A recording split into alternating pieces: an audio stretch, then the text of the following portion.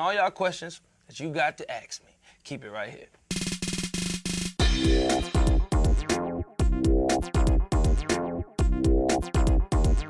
Welcome back to a very special edition of UNA with me, Claire Galtiero, and my co-host, Chris Brown.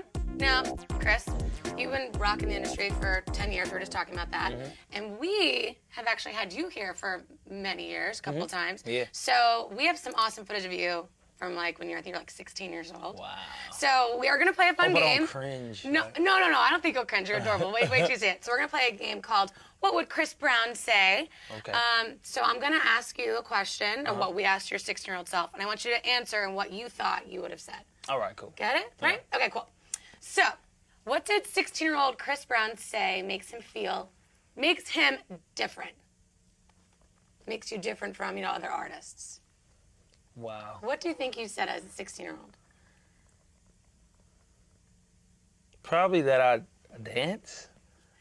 Is it dance? Let's take a look. It's Let's watch probably it. not. Let's watch it. Well, Your baby what face. makes me different is I'm from a small town called Tappahannock, Virginia. Population about 2,000.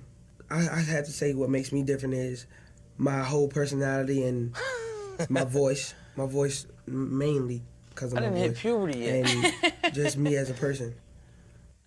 Well, there you go. So it was your voice. Prepubescent voice, apparently. Yeah. Is that what you just I don't said? know that guy anymore. Oh, you are so cute. Okay, we have another one. What was Christina? Christina. I don't think like Christina. Yeah, I'll be Christina. Christina. Today. Hey, girl. Yeah, there you go. It's your alter ego. What was 16-year-old Chris Brown's motivation to sing before he got signed? Motivation to sing before I got signed. Probably still being inspired watching Michael Jackson. Yeah. And probably getting girls. Let's see. Let's see if that's my Let's answer. take it. Socially, I went to basketball games. I used to sing at football games sometimes. I just sang for the girls, just basically. It worked quite a few times, but I can't really think of like when it happened. Usually it would happen at a football game or basketball game. I go around and just start singing to them. Sing for me. So yeah, I just do that. Ding, ding, ding, girls. You got it right. I got it right. Good job. All right, we have another one. What was 16-year-old Chris Brown's favorite part of his job as a professional singer? At that age, Is it girls again? I would don't probably know. say girls. I would probably say being Is able girls to the sing. answer for a bunch of this? Let's take a look. Let's see. Favorite part? I have to say shooting a video. Shooting a video was great. It was like a 2-day shoot. Joel Santana came out there. He did his part. Out there. It was fun the whole time. Like all the girls that was there, all the guys that was there, all of it was like one big party, and it was no confusion. It was a little confusion between like the staff and everything, but it was not. It was never frustrating. It was always having fun. We was always enjoying ourselves. Do you still like making music videos today? I love him. Like back then, it was me, putting a couple of my creative ideas, on the table. But now I get a chance to actually direct all my videos. So Do you ever watch Run It Now and go, oh my God, I was so little, or oh my God, we're in a gym, or Yeah. you know what I mean? Or I kind of cringe at some of the dance moves that I chose to, do back then. don't I was like, hate on my 16-year-old Chris Brown because Okay. I love Run It. Okay, all right, this is the last one. Here we go. What was 16-year-old Chris Brown's overall expectations for his career as a singer? Wow, see, these are Deep. We were so deep then. Yeah. I gotta was kick up my I was like, game. This is hard Jeez. questions for a For 16-year-old. 16-year-old, seriously. Expectations. I would just say definitely, I'm just going to guess. Just say try to be the best at, what I do. Try to just make good music, get girls. And, yeah. Okay, I let's see. let's Let's see it. Let's take it. My overall expectation is for me to be Blop, blop. When you hear funny noises like that, at the level. I think I want to say at the level where Michael Jackson was, yeah, or is. So I want to be. So they were like, oh, that's Chris Brown. That's Chris Brown. Everybody know Michael. I don't care who you are. Everybody knows Michael Jackson. So, Wow. you know yourself pretty well. So now I am now curious because hearing you say that. So You said, I want everyone to know, hey, that's Chris Brown. Now everyone knows, oh my God, that's Chris Brown. How does that feel? It's great. You know, I think a lot of people, I get this question a lot. They were like, you don't get tired of, you know, being famous? And, you know, for me, it comes with the territory. You know, I love being able to express myself through my music and, you know, have people appreciate the things that I do as my actual job, you know? So Right. when it comes to me doing videos, singing, dancing, everything, it's great to actually have that appreciation. So, you know, I don't get tired of it. I'm actually happy that everybody knows my name. There you Either go. good or bad, it doesn't matter. You know me. That's right. What would you say that you and that Cutie Patootie and All Red have in common still? The drive, passion.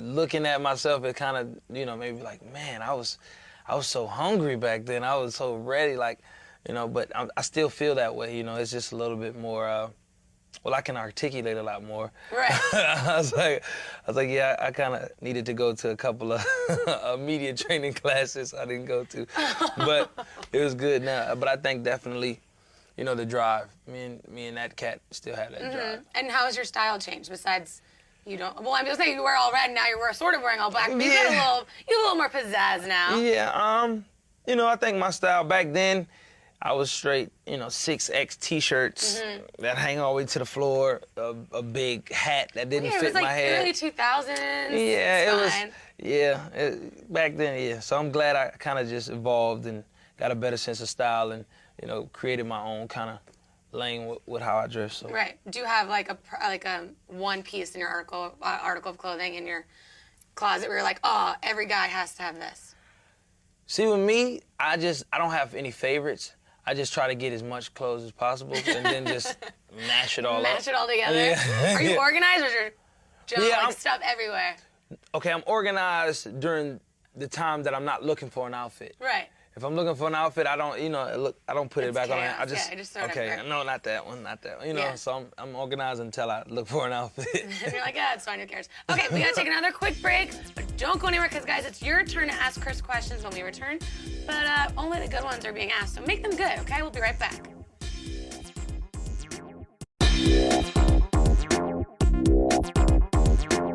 Welcome back. I'm hanging out with Chris Brown, chatting about this awesome album that's out today, X.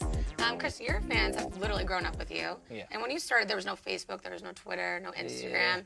What, do you ever answer your fans? Like, do you ever, like, favorite a tweet or, like, just something like that? Because that's, like, my favorite thing whenever I tweet, like, an artist or, like, someone that I, like, admire. And I see they see, I'm like, yeah. Do you ever do that and, like, surprise your fans every once in a while? I do it often. Actually, sometimes if people showcase, like some people do covers to my songs, or some people, you know, show that a painting or their room full of posters or whatever, and I'll favorite it or I'll retweet them just to give them that love, you know, just to be interactive. And it's better to be engaging with, you know, your audience and your fans because, you know, at the end of the day, Yeah, they're your you know, fans. they support you. They're your Of fans, course. you know. And they've been sending in questions ever since we let them know that you're going to be here. So let's get to those questions right now. Oh, I think we have some video questions. All right, let's check First it out. video questions. Let's see who we got.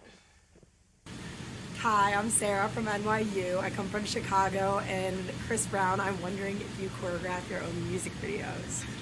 That's a great question.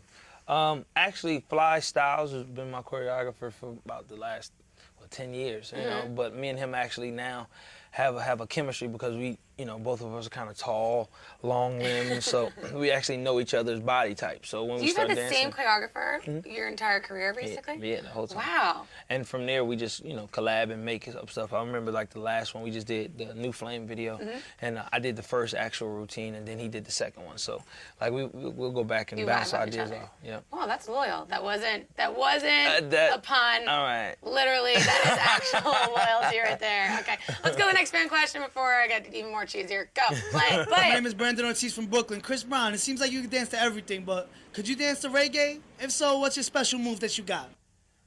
He's calling you out. Yo, can you dance to? Out. Well, you know, the reggae dancing, well, dance hall is, you know, I incorporate that sometimes in some of my shows and whining and, you know, dancing on girls. I really like, my special move is, you know, it's a little X-rated, so yeah. Ladies, I'll show you the He's gonna special show me a move later. commercial, don't you worry. Okay, let's go to the next fan question. Hey, it's Bernadette from Newark. I just want to know, how was it acting on season 3 of The OC? Wow, that was a while ago too. Season 3 of the OC, that actually was good. You know, I got a chance to really see what an actual series was like when you got to be on set, and you know, and actually, because I didn't have an acting coach at the time, so it was just me vibing off of everybody who was acting around the room. So I would ask advice like, "Am I doing this right? Let me know if it's not." You know, so that was actually my first kind of breaking point before I went to doing movies. Right. Are you doing anything right now? Or are you? Right now, I'm finishing up the album stuff first, and then I got a couple movies I'm developing. because you've been busy. Yeah, a little bit. Hi, X, Just a hello. little bit. Yeah. Well, you want to get back into acting? you Yeah, think? absolutely. I'm developing a couple projects right now, so I just want to make sure everything is right. The next stuff I want to do has to be it. Right. You know. Do you like music or movies or TV better? Whenever because you've done both. You know, it's changed though, because I love movies, but now I'm addicted to these TV series. I go on Netflix. You so binge? I go on, I'm a binge watcher. What? Orange is the New Black. Yes, Don't get me started. everything. I stay all day I'm a in the binge house. watcher too. Yeah. Okay, let's take it to the next video question. Hey Chris Brown, this is Layla from Senham Riches, New York, and my question is, how was it dancing with Elmo on Sesame Street? It was fun. Was Elmo a good dancer? Yeah, Elmo got better moves than I do. You know, he can do his thing. You know, it was a good time. You know, I had a good time actually doing an actual song with Elmo because, you know, growing up as a kid, you know, we watched Sesame Street. Oh my God, Sesame Street. So I got a chance to be on it. I was like, I've made it now. Yeah, I'm on Sesame Street. I'm sign good. up, right. Okay, we've got some Twitter questions. K-Bay on Twitter wants to know, what's your next tattoo going to be? I don't know. Do you plan them out? Or are you like one of those guys you're like, okay, or you do what I do, Some do of it. some of them are planned out. Some of them are. Impromptu tattoo Yeah, definitely sessions? impromptu. But I'm running out of room, so I don't really Yeah. know. You know, the next tattoo I'll try to get. You know, I don't want to. You have to do the bottom of your feet. That's gonna hurt. That's gonna hurt really bad. I got the Don't top do of my that. foot, but it's like Yeah. I was like a girl when it came to no offense, but you know. This is drawn on, and I was like, ow. Sorry. Okay, Lova on Twitter asks, when can we get an Unplugged special or acoustic album? Wow, my cousins have been telling me to do an acoustic album. Your cousins are smart. Yeah, so you know, maybe in the future, you know, I want to give y'all the 808s right now, so y'all can party to, and then after that, I'll slow it down, and then you can come to my shows. Like when you come to my shows, we always break it down and give you the real music part. So. Look at that. You gotta see him. Team CB France wants to know if there is any news about this documentary/movie directed by John Singleton. Well, right now we put a halt on it because we were doing an album and everything else in the past. So we just trying to figure out all the right, you know, footage and everything how I want to be projected actually. Yeah. So, you know, we just working. It's still in the works. And that takes a lot of time too. A lot of time. Oh my gosh, editing takes forever. Yeah. Dee Dee asks, where do you see yourself at 30 years old? That's only 5 I was years like, away. that's not too far away. Not too far away. Hopefully continuously elevating, you know, with my music and, you know, movies and everything I want to do, entertainment-wise, fashion, everything blossoming, and me being a bigger entrepreneur than I already am. All right, I think we have one more video question. Let's see. We got one more? There we go. Hi, I'm Keelan. I'm from North Carolina. Chris Brown, did you ever get any advice from Michael Jackson? And if so, what did he say? Oh, that's nice. I talked to Michael Jackson when I was, I think, my 18th birthday. And Well, that's a nice present. yeah, Yeah. He had called me and basically just telling me he thought I'm the next one, so to speak. So it was like, yeah, man, you know, I'm really digging your stuff. Out of everybody, I think you understand. You got it. Yeah. You know, so that was probably the most humbling experience for me, and I was like a little girl. I was like, oh man, this is Michael Jackson talking to me. Yeah. You I know? mean, 16 years old, you're saying you just want to be like Michael Jackson, and Yeah. then there he is 2 years later Yeah. telling you, you know, you're next, man, like passing the torch down almost. What was that like? It was unbelievable. You know, I was like a kid in the candy shop. I was like, oh my God, Michael Jackson just called me. How do I record this? How do I record this? I was like, Mama, guess what, Mama? You know, so that was probably the best time of my life, one of my most memorable moments in my life. All right, we gotta take another quick break, but it's the last one too. I don't want to talk about it. We have more with Chris Brown. I'm gonna see if maybe I can show him my dance moves. Probably not. I hope not. Don't go anywhere. We'll be right back.